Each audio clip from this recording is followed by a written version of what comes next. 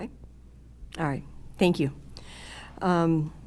It is May 23rd, 6 p.m. I'd like to call to order the Facility Renaming Ad Hoc Committee. We have a small roll call.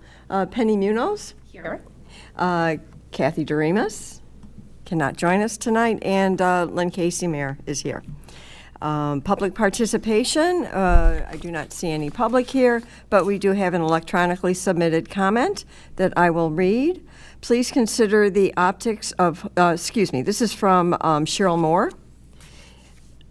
Her comment is, please consider the optics of holding a committee meeting about renaming a facility 1 week after your community became aware of your administration has, at best, allowed and at worst encouraged serious and systemic violations of the law. You have seen that those violations have entirely been against the Latino community, or at least have had a disproportionate negative impact on the Latino community. Students and families have had their educational rights stolen from them for years. These are not isolated issues. While I recognize the board has been talking about the naming of the facility for several months, this committee meeting is just disrespectful to your Latino students and communities and to anyone else who finds the illegal practices unacceptable. Spend your time uncovering the truth and ensuring it gets fixed. Naming a facility should not be a priority right now. Thank you. And that was only one submitted comment. Next on the agenda, we have review past and current policy, and I shared a policy with you, Penny, and I also sent this electronically to Kathy. The policy that I shared with you is policy 4150. This is a press policy. It is in our policy. Also D33, D25, and D34 are feeder schools. With the exception, though, that as you notice on here, the last item is naming buildings and facilities. We have the exact same policy, except it does not include that piece. And I did speak to Rich Nagel earlier today to kind of refresh my memory of the discussion we had back in February when we decided to form this ad hoc committee. And apologies to everyone for this taking so long and trying to get this scheduled. But that's why we are holding this meeting tonight. But what he had said is when this press policy came about, they decided to leave this off because the policy they had before was different, and the hopes were to either rewrite that section or write a whole policy that was specific to that. Because I guess their feelings in the past were not naming a facility or, part of a building after people. And they had decided to implement this Hall of Honor that they had, 10 or 15 people in this Hall of Honor, which with all the construction and the remodeling that went on, kind of never returned. So they took everything down, it's stored somewhere, and it has not come back since then. I guess there were a couple of people in the past that had retired, and thoughts were of renaming some parts of the building after them, and that never came to fruition either. So we're kind of in a middle ground, or kind of in a starting over type place where we can do what we want. And one of the things that we did talk about at our meeting in February is creating a committee so that we would have representatives from all pieces, our community, possibly students, faculty here, teachers, and see where we go from that. Yeah. So the piece on here about naming buildings and facilities is kind of short.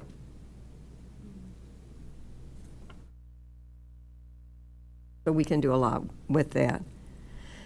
I do, and just going through it a little bit, there were things that kind of stuck out for me that I think would be important for the formation of the committee, and then also community members that are invested and faculty members that are also invested. Because I think originally when this went onto the board, there was a lot of interest, but of course, because of the prolonging the meeting, I think that, we haven't heard those comments recently. But I think that one of the major takeaways for me is selecting a name that enhances the credibility and stature of the school or facility. I think that, especially in my experience with the name that we've considered for kind of that made everything kind of come to the forefront of why we need to kind of write a policy, is that you do have faculty members that really do and are connected to the community in ways that go beyond just, you know, being a teacher in the building, being a coach in the building. I think that those are relationships that you build through many years that are long-lasting relationships that can really make that, you know, connection with a student that makes all the difference in that student's lives. So that's one of the takeaways. And then also too, that, you know, we could obviously support the rationale behind that naming. So obviously look a little bit more into what that person did for our community, maybe speakers that can come in and speak to the accomplishments or the connections or the relationships, and you know, support that rationale, and also, you know, obviously bring it to the board so that we could, you know, decide on that. Okay. Actually, in doing some of this research, I did find places that had forms for people to fill out so that the board would be informed or the committee would be informed on a lot of those things that that you just talked about. Matter of fact, I have some examples too that we could look at as a committee as a whole. Perfect. What are your thoughts on who should be on the board? Like how many? Let's just, for instance, or for starters, say, how many people do you think should be on the committee? So I think representation from like faculty members, the community, if we have community members, and then student representatives. I also think that, and like I said, one of the other things that I didn't mention was honor of the individual or group for outstanding service. So obviously those people would speak to that outstanding service. And then I guess what to me comes to mind as a good place to start is an opportunity to serve, whether it is a form like a Google form or some type of survey that we put out and just kind of gauge interest in representation. I mean, I don't think that necessarily the committee has to be very big, but clearly, obviously, this is something that I would like for us to maybe be something that is kind of long-lasting versus just a short-term thing. So I think that we need to consider that when, you know, kind of brainstorming how many people or who should represent. I was thinking the same thing too, that it might be something long-term. And obviously, the people on the committee will fluctuate based on board members being in and out, and everybody, students, faculty, everybody. But it's something that should always be there so that when this situation arises, you know where it goes. It goes to that committee. I agree. So we talked about students, we talked about staff, and we talked about community. And so we've got 3 board members right now. Yeah. So maybe if we did 3, 6, 9, 12, if we had like these 4 areas and 3 from each, it would be a 12-person committee. Yeah. Does that seem comfortable? I think that seems comfortable. I have had faculty members reach out to me that are interested. Yeah, and I've had, actually I got an email from Chris Lucas who suggested somebody as well. Kathy also suggested a couple of people also. So I don't know if we should open this up for applications or just take suggestions, maybe for the initial committee. And now that school is out, it is kind of hard to that is true. kind of put that out there, especially for students, to say, oh, we've got this committee going on. Yeah. Come join it. We can start, maybe, that's a good starting point, the suggestions, and then maybe the faculty members, I would think, would have maybe more of like some recommendations as to maybe students or other staff members that might want to represent, or parents even that might want to represent as well in the community members as well. And then within the staff, it might be a good idea to kind of pick from different areas, such as, you know, maybe a teacher, maybe a support staff, administrator, yeah. Yeah, I think so too. Yeah, somehow was hoping we'd get a coach in there too. Yeah, somehow. a coach. That would be good. Yeah, The kid yeah. athletics, Mhm. for sure. Next.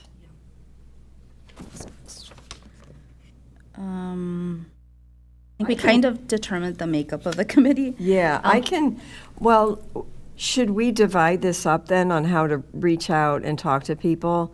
I can reach out to the person that Chris Lucas suggested. I have a particular faculty member That's also that interested. is interested. They are a teacher, so that I can reach out to them as well. Okay. And then maybe as we speak with these teachers, they can suggest some students that they had that were possibly juniors. Yep. Would probably be, that were juniors this year, going to be seniors next year. Because then they're, I think it's a good position for seniors because they've been in the building Yeah. for 4 years. So I'm going to put Do that we down. want to be specific into like students that have that athletic? But no, I guess it wouldn't be specific too, right? No, because it because- could be anywhere in the building. Yes. Okay, perfect. Yes. But we might, since we discussed that with faculty, of kind of rounding out those 3 people, so they're not all like, they're all from the English department or something, Yes, kind of exactly. round that out. Yes. We can kind of do that with students too. Yes. Maybe somebody that's in the arts, somebody that's involved in athletics, and maybe a STEM person or something Yep. like that. Yes, for sure.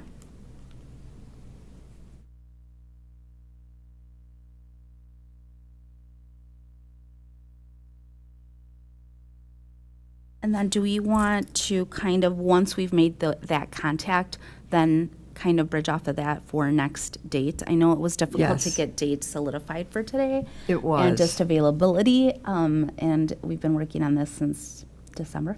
No, February. Not February, that okay. bad. Since February.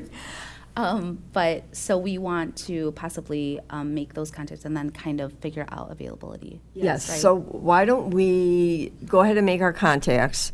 We'll get 12 names together, including ours, and then I can send out like a doodle poll or something, so that we can find dates that are agreeable for everybody. And I think one nice thing about having a larger type of committee is if people can't come, there's always backup people. So we should be guaranteed to always have somebody from each of these 4 areas to be representative at any meeting.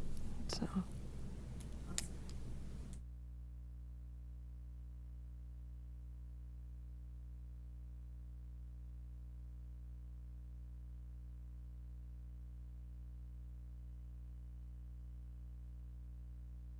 So I am hoping that, let's kind of put a timeline on this. In the next 2 weeks, we'll stay in touch with each other and Figure out a date. and we'll get the people in order. Yes. And then, so within 2 weeks, hopefully we'll get an email out to all these people and start choosing a date. And then hopefully, it's already the end of May, we can have another meeting. It's really tough, I know, with summer and everything. Would we do a meeting like August? Because I know WeGo comes back pretty early in Okay. August. I was going to so- suggest July, but August, so maybe end of July, beginning of Yeah. August. Yeah, so we'll work off those 2 weeks. Yep. So we'll give people a 4-week window to try and choose our next meeting. Okay. End of August. Of July, beginning of August.